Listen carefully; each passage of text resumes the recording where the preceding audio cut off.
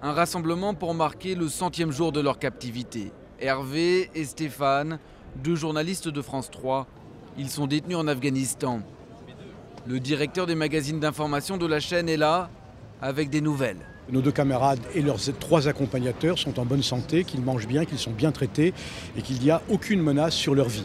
Ça c'est capital, qu'ils sont localisés. Et puis que moi ce que j'ai pu constater sur place depuis plusieurs semaines déjà, où je m'y rends régulièrement à Kaboul, c'est qu'il y a une équipe de négociateurs des services de l'État qui sont mobilisés 24 heures sur 24 sur cette affaire et qui négocient. Voici les dernières images qu'ils ont pu envoyer, des images tournées avec l'armée française.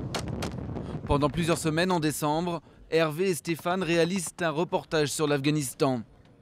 Pour le terminer, les deux journalistes veulent aller à la rencontre de la population.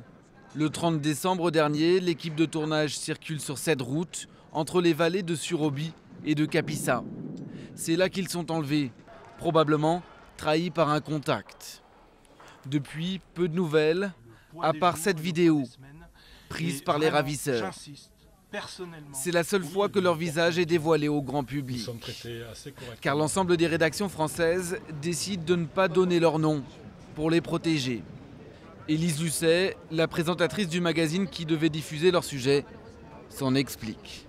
On n'a pas révélé jusqu'au bout leurs identités parce que les gens qui travaillent sur le terrain nous disent et nous assurent que ça va les aider dans les négociations. On s'est tenu à ce sens de la responsabilité et on s'y tiendra jusqu'au bout. On ne peut pas être des girouettes, on ne peut pas changer d'avis tous les 15 jours et dire « Ah ben non, finalement, on va révéler leur nom ». Mais ce nouvel enlèvement de journalistes suscite une polémique. Mi-janvier, le secrétaire général de l'Élysée affiche ouvertement son agacement face aux risques pris par ces journalistes.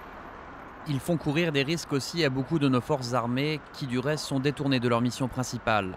Je crois que quand même le scoop ne doit pas être recherché à tout prix. Quelques jours plus tard, le chef d'état-major de l'époque surenchérit. À l'heure actuelle, nous avons déjà dépensé plus de 10 millions d'euros pour s'occuper de cette affaire. Je donne le chiffre parce que j'appelle à la responsabilité, au sens de la responsabilité des uns et des autres. À France 3, la direction préfère ne pas répondre à ces propos.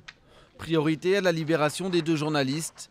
Selon Paul Nahon, les comptes seront réglés plus tard.